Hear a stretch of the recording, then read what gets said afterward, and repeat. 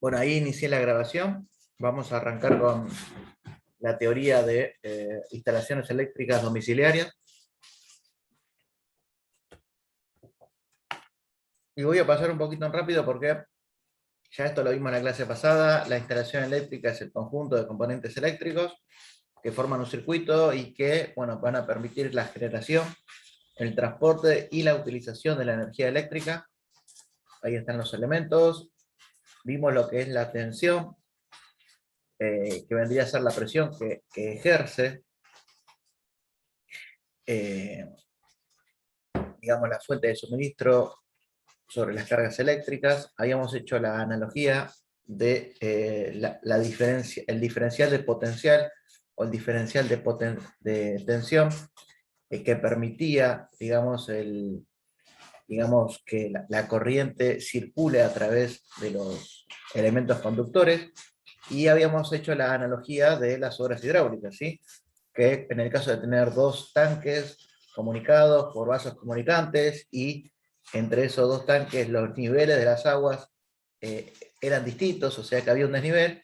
Bueno, eso implicaba que había una diferencia de alturas que hacía que el agua, si analogía con el agua, escurra de un lugar a otro. Lo mismo con el diferencial, la tensión, ¿sí? Cuando nosotros tenemos dos elementos eléctricos en un circuito cerrado y, digamos, las cargas eléctricas de una son distintas, o mejor dicho, el potencial eléctrico es distinto de uno respecto de otro, bueno, se va a generar un flujo de corriente eléctrica producto de esa diferencia de potencial. Y bueno, la intensidad, digamos, o la cantidad de flujo que circula por los conductores se denomina corriente eléctrica, ¿sí?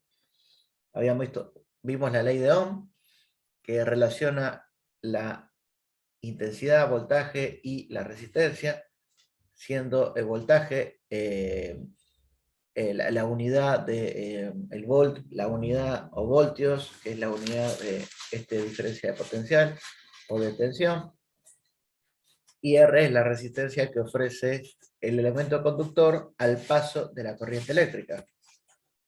Habíamos visto la diferencia entre corriente continua y corriente alterna, ¿sí? Esto es preguntita de parcial, así que tomen nota de cada una de las características de cada uno de ellos. Y después vimos un poco de las redes de distribución de alta tensión, en donde las líneas de alta tensión, digamos, son las líneas que, a ver si tengo un grafiquito, acá está, son las líneas de transporte desde los lugares donde se genera la energía, las centrales generadoras de energía, hacia los distintos puntos de consumo, ¿sí? Y esto va a estar dado por las líneas de transmisión o de transporte, o los grandes transportistas que manejan a muy alto voltaje, ¿sí? La red por ejemplo, que es superior a 550 kilovolts, que son de extra alta tensión, y que forman el Sistema Interconectado Eléctrico Nacional. Y bueno, ahí se ve cómo se llega desde las centrales, pasando por los transportistas, hacia los distribuidores. Y de los distribuidores a los domicilios o las industrias. Les hablé la semana pasada de lo que es el reglamento de la Asociación Electrotécnica Argentina, en donde establece las mínimas cantidades o los parámetros mínimos a tener en cuenta en una instalación eléctrica. Entonces, como bien la instalación eléctrica de un domicilio parte del medidor, el medidor es un elemento que registra el consumo eléctrico mensual que tiene una vivienda, un hogar, o un local, o lo que fuera, o una fábrica. Está instalado sobre un pilar que está en línea municipal o está en un lugar de fácil acceso para que los empleados de la prestataria de servicio puedan acceder a determinar, bueno, cuánto es el consumo mensual de cada vivienda. Respecto a la acometida, la misma puede ser aérea, o soterrada, o subterránea. Y vean que, bueno, acá tenemos un pilar que es para una acometida aérea, ¿sí? En donde los cables acceden por este caño, ¿sí? Y de ahí va al medidor, y vean que detrás del medidor está lo que vendría a ser el tablero principal, y por encima está la caja de fusibles, que es el elemento de protección de la empresa prestataria de servicio, para que, por ejemplo, si hay algún desperfecto en la red exterior, o la red que está en la vía pública, no afecte a la instalación domiciliaria. Más allá de que muchas veces puede llegar a ocurrir de que si hay sobretensiones en la red de la vía pública, y las mismas son en forma desmedida, se puede llegar a generar consecuencias en los domicilios. Pero para ello ahora vamos a hablar en esta clase en particular de los distintos elementos de protección que tiene una instalación eléctrica. Entonces, ¿cuáles son las líneas que componen una instalación eléctrica domiciliaria? Es más fácil verlo desde acá. Tenemos, digamos, la línea de alimentación, en el caso de una instalación individual, la protección o los fusibles que tiene la empresa prestataria de servicio, el medidor, el tablero principal, que está vinculado mediante la línea principal, y después tenemos las líneas seccionales que comunica cada tablero seccional. Es decir, que, por ejemplo, nosotros, imagínense que, yo les había dicho la clase pasada que vean las instalaciones eléctricas de su vivienda y traten de identificar las distintos tableros seccionales que pueden llegar a ver, ¿sí? Teniendo en cuenta que, por ejemplo, en el pilar, que está ubicado sobre línea municipal, está el medidor del lado de afuera, del lado de adentro está el tablero principal, y desde ahí va a una línea con elementos conductores, con cables, que van hacia los tableros seccionales. Y en el caso de tener, por ejemplo, una casa de 2 pisos, un tablero seccional puede estar ubicado en la planta baja, otro tablero seccional en la planta alta, y alimentar a los distintos circuitos que tiene un hogar, ¿sí? Entonces, ¿cuáles son los circuitos?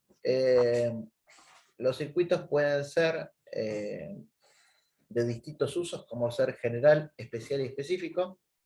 Y acá podemos ver, esto es un repaso de la clase anterior. No sé si alguien lo leyó y tiene alguna duda o no.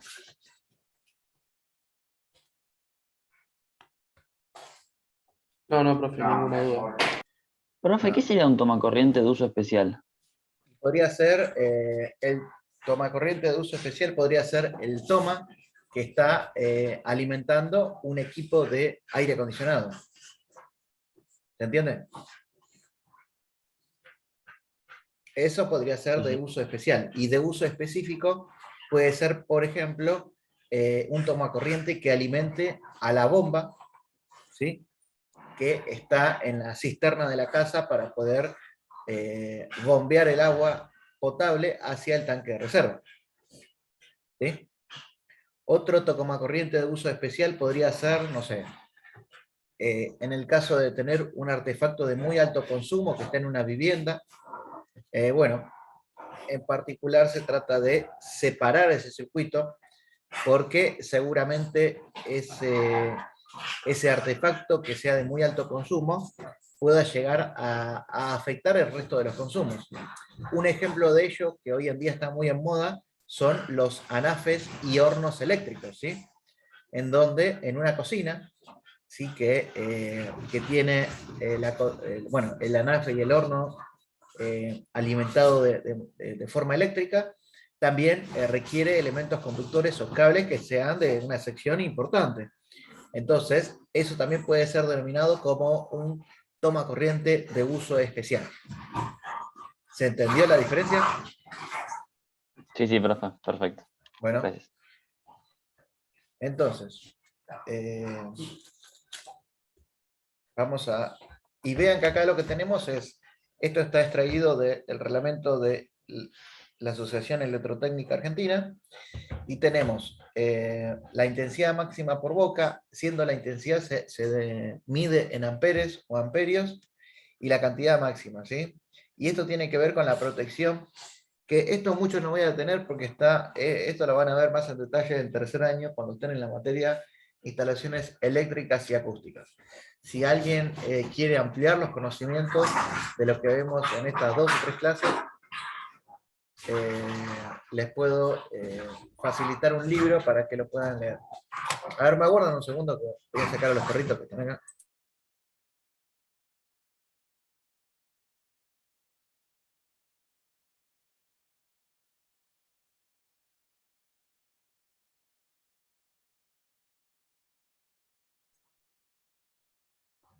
Ahí está.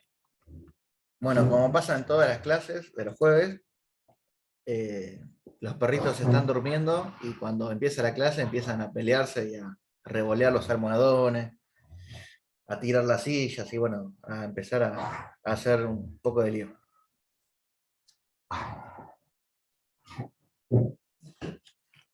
Bueno, entonces, esto era lo que habíamos visto la clase pasada y que me estaba faltando esta planillita, ¿sí? Por eso también volví al apunte viejo, así les mostraba esta planillita en donde se define el grado de electrificación de una vivienda, ¿sí? Básicamente vendría a ser una clasificación que está dado por el reglamento de la Asociación Electrotécnica Argentina y que establece parámetros mínimos, ¿sí? Como ser el número de circuitos, los puntos de utilización, los límites para las protecciones, y va a estar dado este grado de electrificación de mínima, pasando a media, elevada y superior, en función de la superficie de las viviendas y en función del consumo que va a tener esa vivienda, ¿sí? Entonces, esto es muy importante para que ustedes puedan definir, bueno, si ustedes tienen una vivienda de 100 metros cuadrados, va a estar establecido por el grado de electrificación mínima, media, perdón, y tiene que cumplimentar con lo que exige el reglamento para ese grado de electrificación. Entonces, vean que determinado grado de electrificación tiene un número mínimo de circuitos a establecer. Entonces, para media, la cantidad de circuitos mínimo es 3 y pueden ser o de uso general, o iluminación de tomas, o de uso especial. Vean que en el reglamento, si esto es un repaso de la clase anterior, lo que se tienen son para viviendas, ¿sí? Viviendas unifamiliares o viviendas multifamiliares. Tenemos acá según el ambiente o según el local del edificio y según el grado de electrificación, cuáles son los puntos mínimos o las bocas mínimas que tienen que tener, ¿sí? Y recuerda que les había comentado que esto es por un lado lo que define el reglamento, pero en función de la arquitectura, ¿sí? De la vivienda, ¿sí? En función de la ubicación de los muebles, ustedes tienen, y en función de los artefactos que tiene la vivienda y del consumo que van a tener, que se hace en la entrevista previa cuando se elabora un proyecto de la vivienda, se determina la cantidad de tomas corrientes y la cantidad de bocas de iluminación para que satisfaga o cumpla las necesidades del comitente, ¿sí? Así que lo que se hace es la verificación del grado de electrificación según la cantidad de circuitos y cantidad de bocas que se determine, ¿sí? En función de lo que les dije anteriormente. Entonces, a ver un segundo, por favor.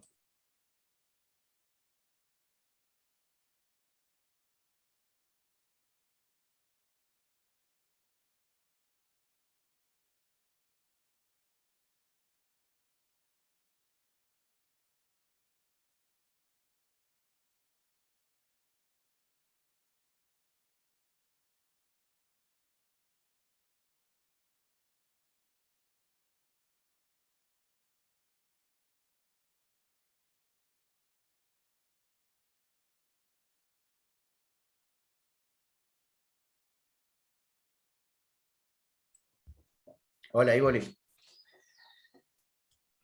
Entonces, les decía que hay que hacer la verificación del grado de electrificación. Una vez adoptados todos los circuitos y la cantidad de bocas, se debe calcular la demanda máxima simultánea, ¿sí? Y esto va a estar dado por lo siguiente, ¿sí? La potencia va a ser el número de bocas por el factor de simultaneidad por el consumo en watts que tenga cada artefacto, ¿sí? Es decir, que si ustedes, ahora vamos a ver que por cada boca de iluminación se determina 220 watts de consumo, pero en una vivienda no se establece que todas las luces, que todos los artefactos de iluminación van a estar encendidos en forma simultánea, por lo que se lo afecta por un factor de reducción, ¿sí? En el caso de viviendas unifamiliares, que es este famoso factor de simultaneidad que vale 0,6 por lo general, ¿sí? ¿Y qué quiere decir? Que en una vivienda, si va, en el caso de la boca de iluminación, el reglamento establece que, bueno, como no va a haber una simultaneidad, se puede considerar el 60% del consumo de las bocas de iluminación que tenga una casa, ¿sí? Y después, el resto de los consumos se va a determinar de forma específica. Así ven que en el caso de iluminación para uso general, bueno, yo dije 220, pero acá establece 150 watts para cada boca de iluminación. En el caso de tener tomas corrientes, directamente se considera 2200 watts por circuito, ¿sí? Y si hay 10 o 12 o 15 tomas corrientes, bueno, ya se toma este valor por defecto. Y lo mismo, vean que para iluminación de uso especial se considera 500 watts de consumo por boca y se lo afecta por el 0,66, que es el factor de simultaneidad, ¿sí? Obviamente, acá estima un valor mínimo de la potencia de un toma corriente, pero en el caso de tener algún artefacto que presente un consumo mayor, bueno, habría que determinar cuál es el mismo para poder determinar el grado de electrificación de la vivienda. Esto en el práctico lo van a ver un poco más en detalle con un ejemplo específico. Esto lo vimos en la clase anterior, cuáles son las mínimas secciones de los cables. En el caso de líneas principales puede ser de 6 o 4 milímetros cuadrados, ¿sí? Y recuerden que en instalaciones de viviendas por lo general son monofásicas, quiere decir que tenemos un cable vivo y un cable neutro, ¿sí? Para poder generar un circuito cerrado, para poder accionar un artefacto eléctrico, y también tenemos el tercer cable que es la puesta a tierra, ¿sí? Entonces, por lo general en los circuitos vamos a ver que el circuito de iluminación y de tomas generales va a tener 3 cables, ¿sí? Y esos 3 cables van a corresponderse al cable vivo, al cable neutro y al cable de puesta a tierra, ¿sí? Y estos son secciones orientativas. Obviamente ustedes después en la materia de instalaciones eléctricas van a aprender a calcular cuánto es la sección necesaria y que, bueno, en casos especiales, o por ejemplo en edificios en torres donde tienen muchos departamentos, bueno, van a tener que calcular los diámetros que van a corresponderse a, a cada uno de los elementos conductores. Y bueno, por lo general los colores son para el vivo marrón, negro, rojo, y para el neutro el color celeste o azul. Y para la tierra el color verde, ¿sí? Respecto a las cañerías, habíamos dicho de que los cables o los elementos conductores tienen que ocupar un 35% de la sección para que las cañerías estén ventiladas y que no se produzca un sobrecalentamiento de los cables que genere, por ejemplo, el derretimiento de la cobertura de cada cable, ¿sí? De ese elemento protector que puede ser de goma, plástico o PVC, y que envuelva los cables para que recubrirlos, ¿sí? Bueno, esto lo vimos en la clase pasada. Y bueno, ahora sí vamos a ver los elementos de protección, que básicamente, ¿qué es un elemento de protección? Son dispositivos que permiten detectar sobrecargas, cortocircuitos y fugas a tierra e interrumpir la línea, ¿sí? A través de este dispositivo, de este elemento de maniobra o elemento denominado interruptor. Y algunos de los dispositivos son el fusible, el interruptor automático o también denominado termomagnético o la térmica, el interruptor de diferencial de fuga o el disyuntor diferencial también se denomina, y por último la jabalina de puesta a tierra, que vendría a ser una barra de acero bañada en cobre que permite que todo el circuito eléctrico de tierra, ¿sí? Se descargue a través de la jabalina al suelo, ¿sí? A los terrenos, y evitar que se descargue en una persona. Entonces vamos a hablar del fusible, ¿sí? Básicamente acá vemos una foto de un fusible. Hoy en día ya están en desuso, ya no se utilizan más los fusibles, y vean lo siguiente.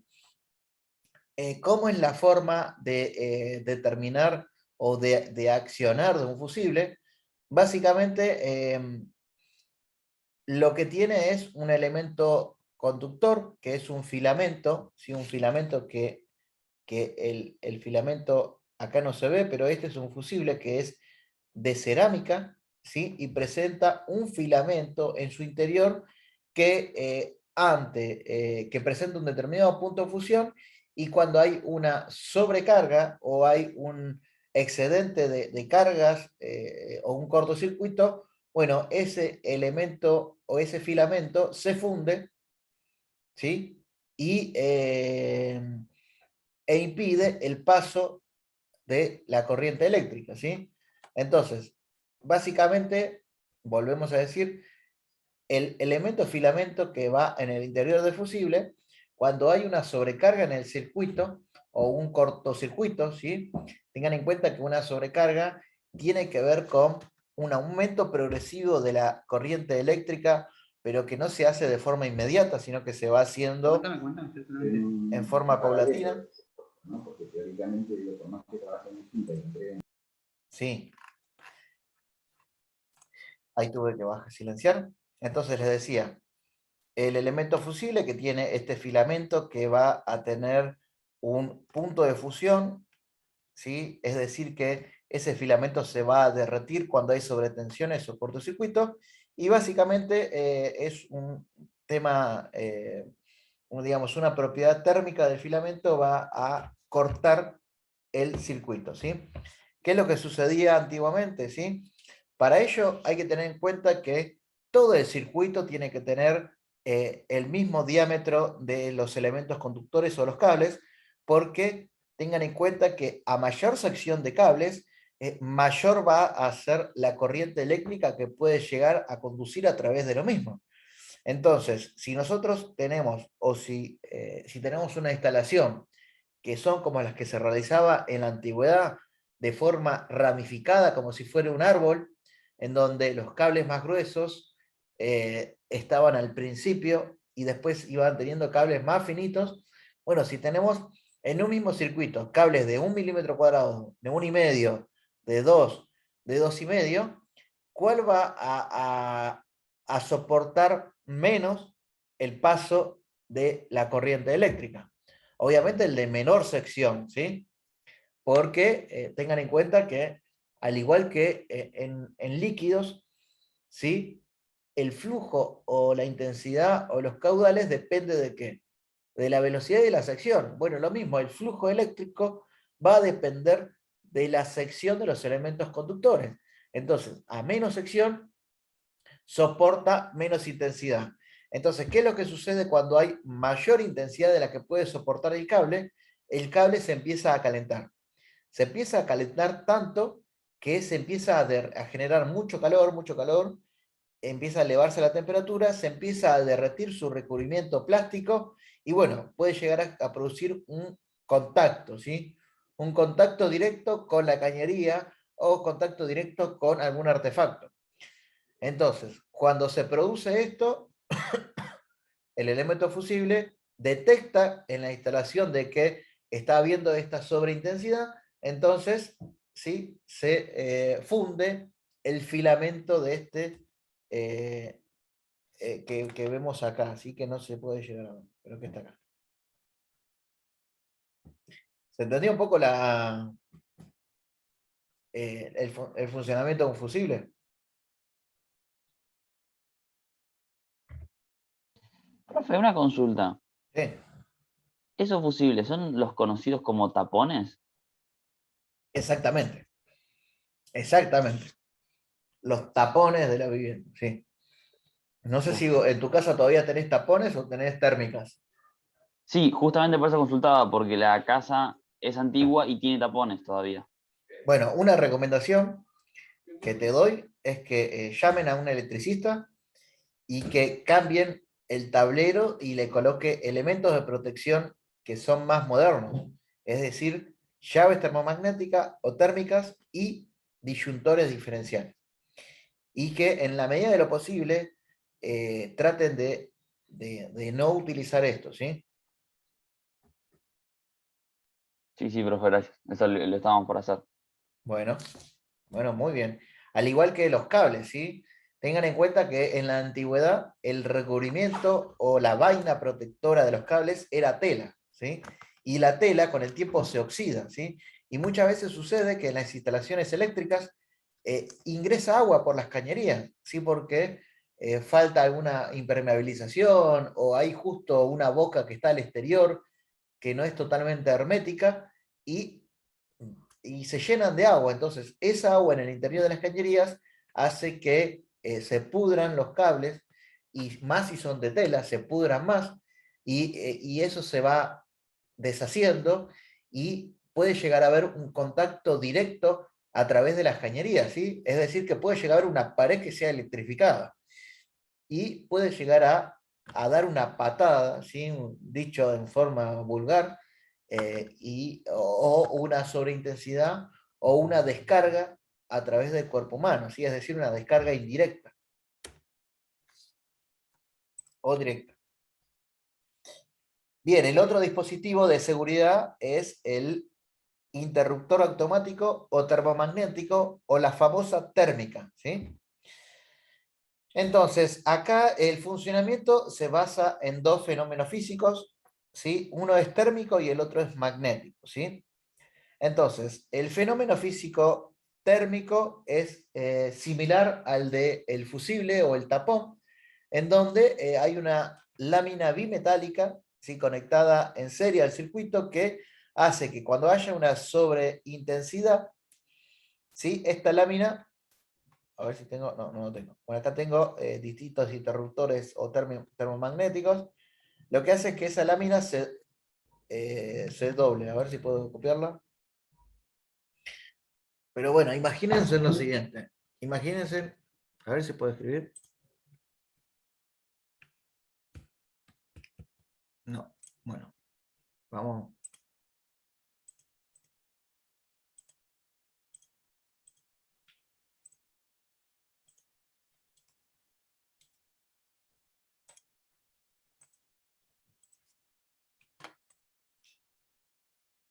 Bien, imagínense que tienen ustedes un elemento conductor.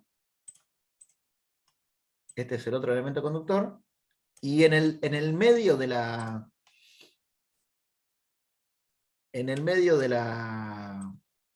llave está una lámina que de alguna forma, bueno, voy a aumentar el espesor.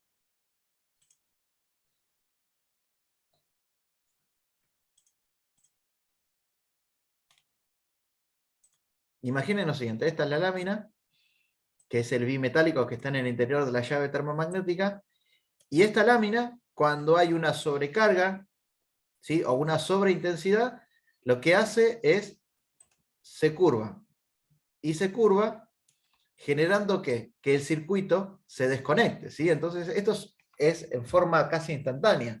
Detecta una sobreintensidad, bueno, se corta la térmica, ¿sí? ¿Por qué? Porque está esta lámina bimetálica que se dobla o que se mantiene recta en función de la sobreintensidad que haya en un circuito eléctrico. Entonces, volvemos un poco a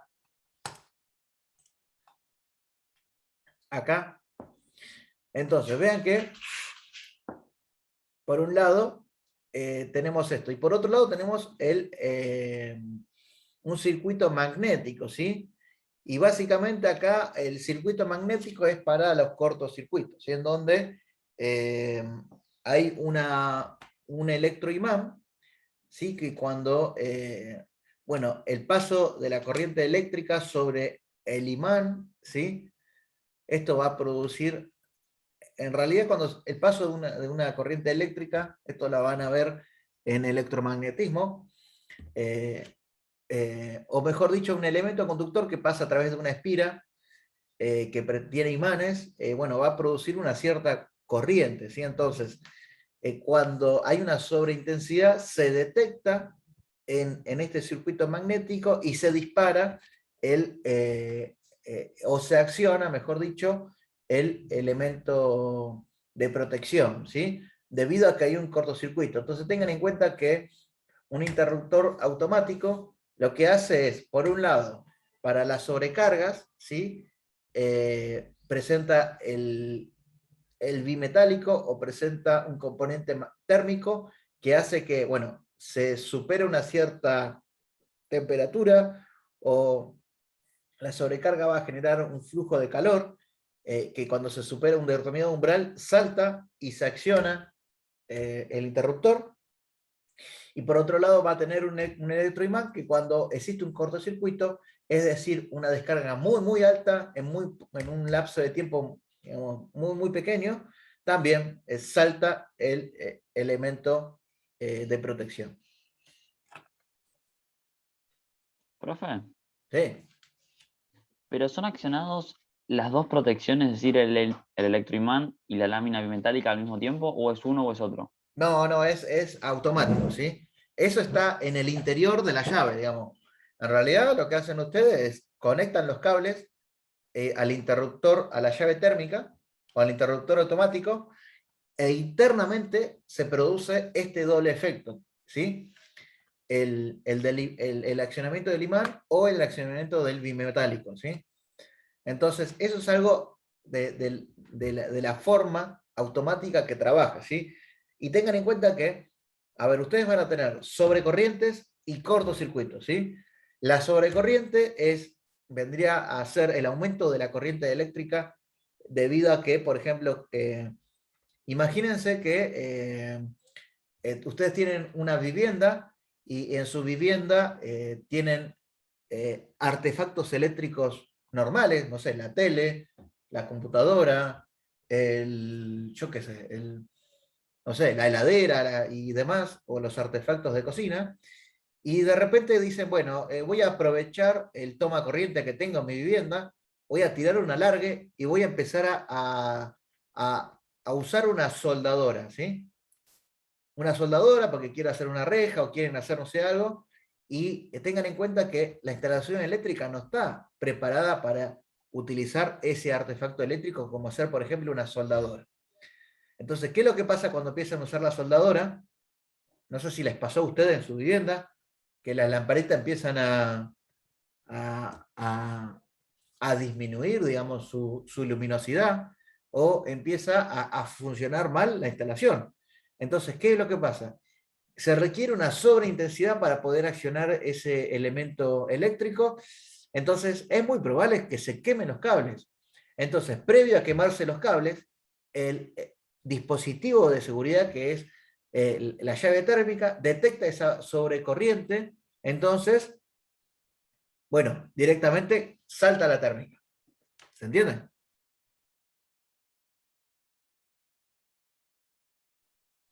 O Sí, por profe. ejemplo, cuando de alguna forma conectan una zapatilla que tiene un contacto malo, o no sé, eh, a ver, un ejemplo peligroso que no les recomiendo que nunca lo hagan es los agujeritos del toma corriente. Si uno une con un cable los dos agujeritos del toma corriente, ¿qué va a generar? Va a cerrar el circuito, ¿sí?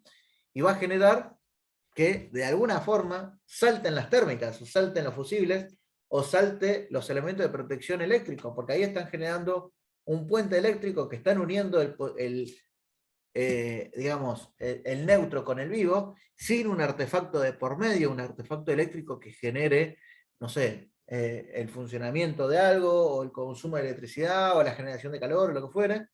Entonces ahí saltan las térmicas, ¿sí?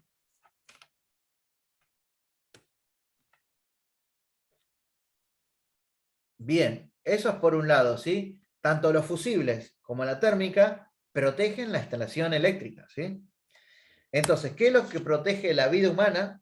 Y este es un artefacto muy importante, es el disyuntor diferencial, o también denominado interruptor diferencial de fuga. Entonces, ¿cómo se produce esto? Porque cuando, digamos, la corriente eléctrica circula a través de un circuito eléctrico, bueno, no va a haber entre la entrada y la salida del circuito, no va a haber un diferencial de potencial tan grande, ¿sí? Pero ¿qué es lo que pasa cuando de repente una persona toca un circuito eléctrico y la corriente atraviesa a través de la persona? Entonces ahí sí va a haber un diferencial de potencial, ¿sí? Que eso es detectado por este interruptor, ¿sí? Entonces, esto sirve para contactos tanto directo como indirecto, es decir, no tengo una imagen ahora acá, a ver, no tengo una imagen, pero, no sé, el ejemplo típico de que una persona toca un cable, ¿sí? Y con la otra mano toca el otro cable, entonces ahí se genera un puente eléctrico, ¿sí? A ver si puedo, voy a ver si puedo encontrar alguna imagen ilustrativa.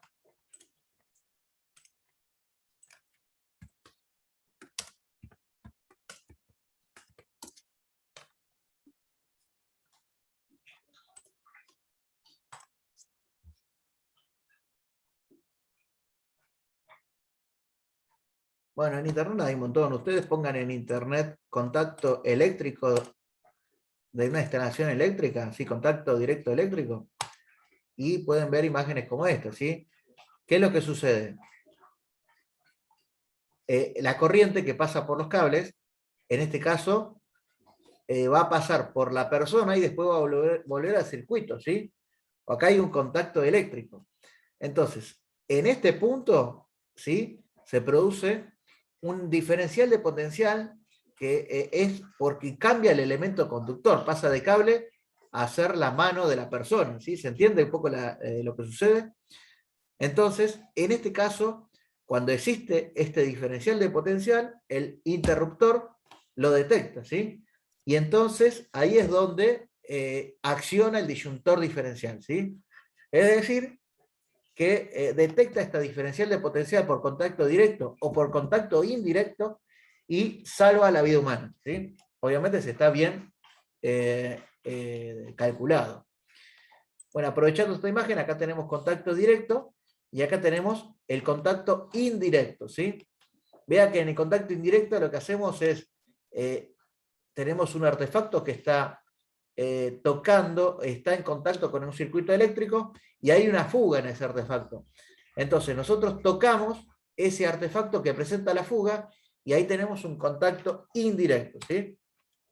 ¿Se entendió la diferencia entre contacto directo y contacto indirecto? A ver.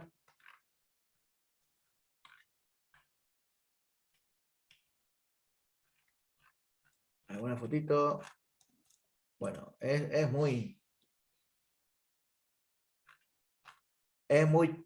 digamos, muy poco explicativa, pero bueno, esto es un poco lo que tienen que tener en cuenta, ¿sí? Volvemos a la presentación.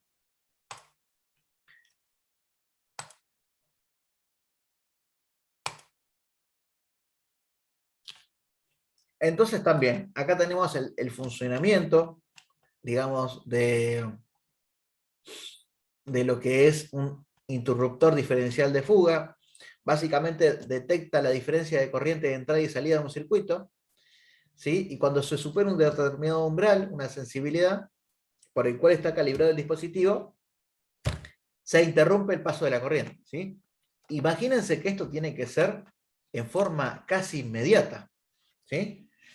Porque el cuerpo humano digamos, no puede, digamos, soportar durante un lapso muy grande el paso de corriente sobre el mismo y puede producir hasta no sé, un accidente fatal, ¿sí? El deceso de la vida humana por electrificación, o inclusive puede ser el deceso de la vida humana por carbonización, producto de que se produce una muy alta temperatura, y eso es, por ejemplo, cuando, no sé, se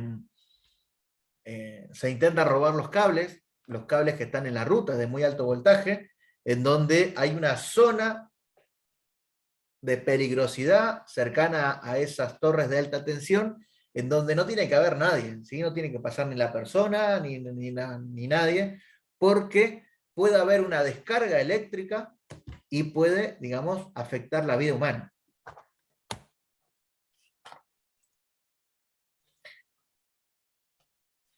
El último dispositivo, ¿sí? De protección es la jabalina de puesta a tierra, ¿sí? Vean que acá tenemos una imagen donde vemos que esta es la tapa de la jabalina. Acá no se puede apreciar porque está clavada, vendría a ser una barra que está clavada en la tierra y en donde se conecta con este cable, que es el cable de puesta a tierra de toda la instalación. Si ustedes, no sé, yo les recomiendo que una forma de aprender, para aquellos que no están acostumbrados a todas estas cuestiones de instalaciones, les recomiendo que se den una vuelta por el Easy, ¿sí? O un supermercado mayorista cercano de su vivienda, o una ferretería industrial, y empiecen a ver, digamos, cómo son los distintos dispositivos, cómo son los tomas corrientes, cómo son las llaves para poder accionar una boca de iluminación, cómo es una llave de un punto, de 2 puntos, de 3 puntos, una llave combinada o de escalera, o cómo son los distintos elementos componentes de una instalación eléctrica. Entonces acá se puede ver una jabalina, ¿sí? Y la jabalina lo que hace es, se conecta, ¿sí? A un circuito de puesta a tierra, y también ayuda a que cuando existe una fuga, ¿sí? La fuga de esa corriente eléctrica vaya a través de este circuito de puesta a tierra, vaya hacia la jabalina y vaya hacia la tierra, ¿sí? Y no hacia las personas. Entonces, la puesta a tierra, digamos, en conjunción con los otros elementos de protección, el disyuntor diferencial y la llave termomagnética, ayudan a evitar las fugas de corriente eléctrica y que afecta a los usuarios, afecta a la vida humana. Bien, acá pasamos a otro tema. Ahora vamos a ver algunas consideraciones particulares de una instalación eléctrica, que algo les dije, ¿sí? Y una tiene que ser, por ejemplo, el tablero principal tiene que estar ubicado detrás del medidor, ¿sí? Y podrá estar, inclusive en el tablero principal podemos tener los tableros seccionales en un mismo gabinete. Y vean que los conductores de los distintos circuitos deben estar en cañerías y puesta a tierra independiente para cada uno de ellos. Y los interruptores se suelen ubicar a la altura de la mano, ¿sí? A 0,90, 1,30 m con respecto del nivel de piso terminado, y a 10-20 centímetros del marco de cada puerto, ¿sí? Esto es fácil de tenerlo en cuenta en clase, porque básicamente esto también está en el libro de instalaciones eléctricas de Quadri, que son recomendaciones para colocar las llaves de los artefactos de iluminación, los tomacorrientes y demás. Los tomacorrientes pueden estar a 30 o 40 centímetros de nivel de piso terminado, ¿sí? Es decir, del nivel de piso, y las bocas para tomacorrientes son por lo general cajas rectangulares.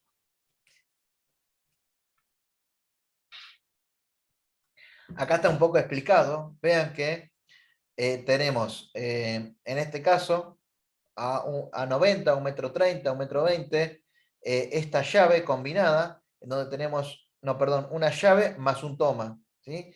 Acá tenemos un toma corriente, acá tenemos un toma corriente abajo y la llave acá arriba, y acá tenemos el tablero seccional que está en el interior de la vivienda, que tiene que estar a una determinada altura, lejos del manipuleo por parte de los niños de la casa. En el caso de un baño, acá podemos ver cuál es la zona de peligro y la zona de protección. Vean que acá vemos en el lugar donde está prohibido colocar, digamos, tanto llaves como tomas corrientes, porque puede existir salpicadura, y esta salpicadura puede afectar a la instalación eléctrica. Uy, perdón un segundo.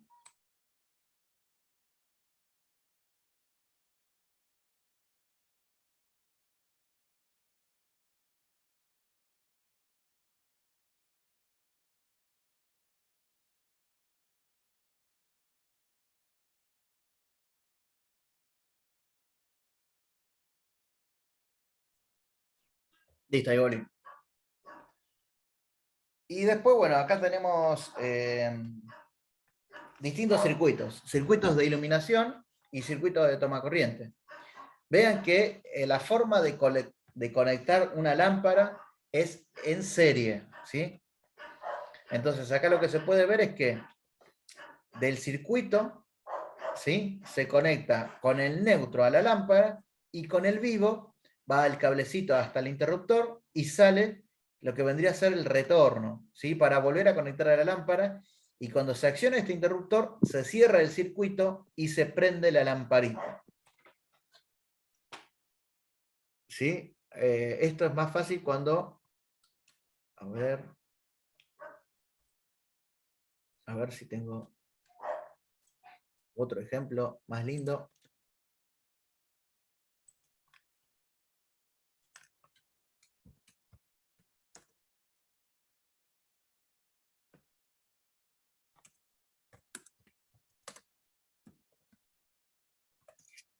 ¿Alguna consulta?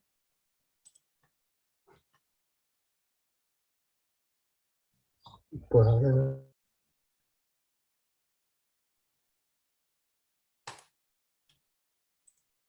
Esto es algo...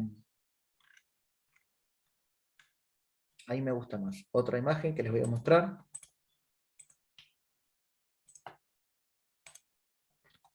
Bueno, acá se puede ver que tenemos este de color rojo es el vivo, ¿sí? Este de color azul es el neutro, y estos forman un circuito. Entonces, para poder alimentar esta lámpara, lo que se hace es, en serie, se coloca o se conecta el neutro con la lámpara, y el vivo se lo conecta con el interruptor. Vean que este es el interruptor, esta es la forma convencional de tener un interruptor, y este cable que está acá, que va a conectar desde el interruptor hasta la lámpara, se denomina retorno, ¿sí? Entonces, a ver, acá estoy viendo el chat. Mira, acá me quedó antiguo. Mariano Gabriel decía que el tema especial es de impermeabilización y sistemas constructivos de edificios. Y después dice que las lámparas llevan puesta a tierra. Sí, acá tenemos la puesta a tierra, va en todos lados, ¿sí? En las bocas de iluminación, y va en las llaves. Pero acá no está el circuito de puesta a tierra porque es directamente todo conectado. En cambio, vean lo siguiente. Acá solamente tenemos tenemos un circuito que vendría a ser para alimentar una boca de iluminación a través de un solo interruptor, ¿sí? Entonces vean que esto es algo sencillo, que así es como debiera de ser la instalación eléctrica, ¿sí? Entonces, esto es por un lado. Voy a volver a compartir. Acá me están pidiendo el link de asistencia. Ahí ya se los paso. Si no, después me voy a olvidar. Ahí les pasé el link de asistencia. Y vamos a continuar a la instalación eléctrica. En este caso, vean que es un circuito especial en donde tenemos un interruptor de combinación, o también denominado combinación de escalera. Porque tengan en cuenta que para una escalera, uno tiene que poder encender o apagar la luz central de la escalera cuando está abajo, y después cuando sube, tiene que aplicar el proceso inverso. Si está prendida, tiene que poder apagarla desde arriba. Y si está apagada, tiene que poder prenderla desde arriba, ¿sí? Entonces acá se puede ver que para la instalación de la escalera, el circuito es un poco más rebuscado, ¿sí? En donde tenemos una mayor cantidad de cables para poder vincular a estas llaves especiales que son de combinación de escalera. A ver, voy a ver si encuentro en internet.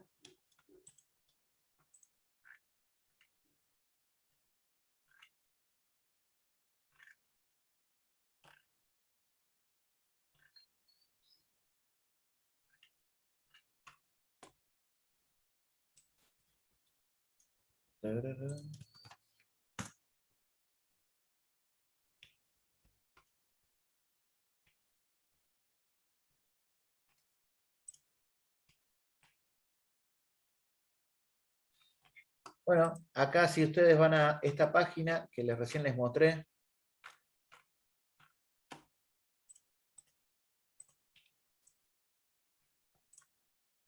van a ver que están los distintos circuitos, circuitos de un toma corriente, circuitos de dos tomas corrientes, circuitos combinados, vean que acá tenemos toma corriente e interruptor, y acá también lo mismo, ¿sí?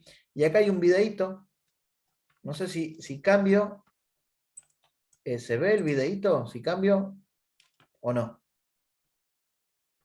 Sí, profe, se está viendo el video. Ah, bueno, ahí hay una explicación que dura 13 minutos donde explica cómo hacer la conexión, ¿sí? Así que vean que inclusive en internet está lleno de explicaciones de cómo hacer los distintos circuitos. Circuito para tener una, como les decía, la alimentación a una boca de iluminación, un circuito para tener una boca de iluminación con combinación de escalera, un toma corriente, y así la que ustedes dispongan, ¿sí? Ahí vemos los tomas corrientes. Y después, bueno, estas son las distintas simbologías, ¿sí? Y los colores convencionales que ya más o menos hablamos. Entonces vean cómo es la simbología del tablero principal, el toma corriente con la puesta a tierra, la llave interruptora unipolar, la llave combinada de escalera, la boca de pared, la boca de techo y otros elementos que son de la instalación de electricidad. Entonces acá hay un ejemplo que seguramente vamos a continuarlo la próxima clase, pero vean que, a ver, vean que acá tenemos una vivienda que es de menos de 60 metros cuadrados, por lo tanto, es de el grado de electrificación mínima. Entonces, para el grado de electrificación mínima, tenemos el tipo y número de circuitos, o sea que dos circuitos, uno de usos generales de iluminación y uno de tomas corrientes de uso general. Entonces, según los puntos mínimos de electrificación, tenemos todos los locales y la cantidad de bocas, ¿sí?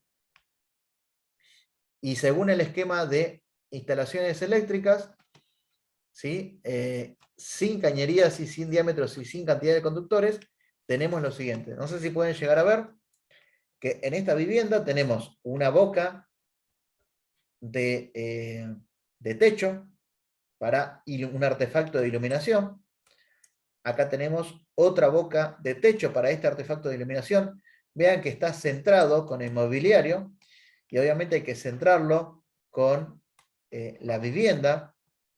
¿Sí? Esto va a depender del proyecto de amoblamientos. Y vean que acá tenemos, bueno, este patiecito también tiene una boca de iluminación de techo, lo mismo en la cocina, lo mismo en el pasillo, en el baño es de pared y en el dormitorio es de techo. ¿Sí? Vean que esta es una vivienda, que acá tenemos la línea municipal, tenemos el medidor, y acá atrás de la puerta tenemos el tablero principal, y del tablero principal vamos a tener al circuito de iluminación, que es de color rojo, y al circuito de tomas corrientes, que es de color azul. Ven que el circuito de iluminación puede ser abastecido por techo, ¿sí? Entonces, el tablero principal se sube por la losa, ¿sí? Y se alimenta a cada una de estas bocas de iluminación, y después lo que se hace es, se baja para las distintas llaves, estas llaves que son de accionamiento, ¿sí? Que pueden ser de 1 o 2 puntos o lo que fuere. Y después vean que por pared a 0.30, 0.40 podemos hacer todo lo que es el circuito de tomas corrientes por cañería que está sobre pared. Algo importante, sí, que es una buena costumbre, es la siguiente. Se coloca, ¿sí? Se enumeran las bocas de iluminación y esa enumeración después se coloca en la llave para que se sepa que con esta llave se va a accionar esta boca de iluminación, ¿sí? Eso es un ejemplo. Uy, perdón, se me fue.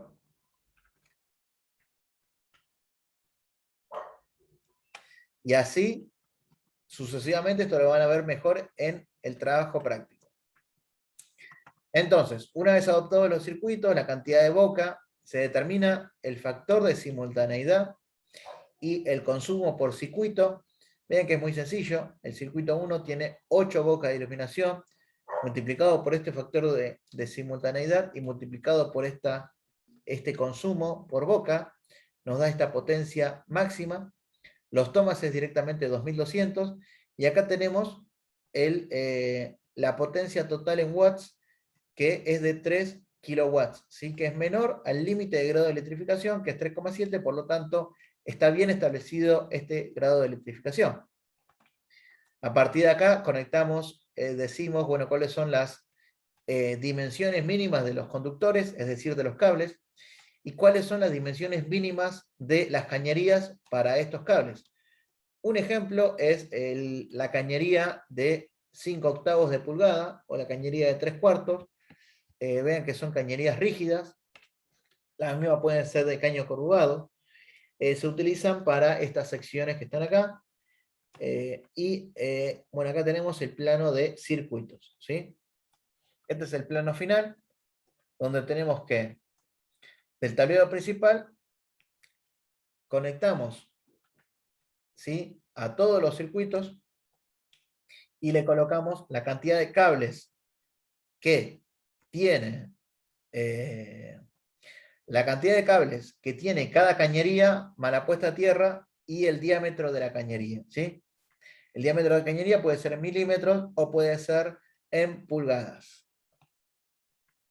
Así, esto lo vamos a ver mejor en la próxima clase. Bueno, yo después les voy a pasar un librito para que el que quiera ver con más detalle, pero tengan en cuenta que es una introducción, ¿sí? No vamos a ver mucho en detalle porque ustedes tienen una materia en específica que ven con profundidad. Imagínense que van a tener todo un año viendo instalaciones eléctricas, así que van a aprender mucho más. Esta es una introducción que se da en el primer curso del primer año. No sé si tienen alguna duda en particular.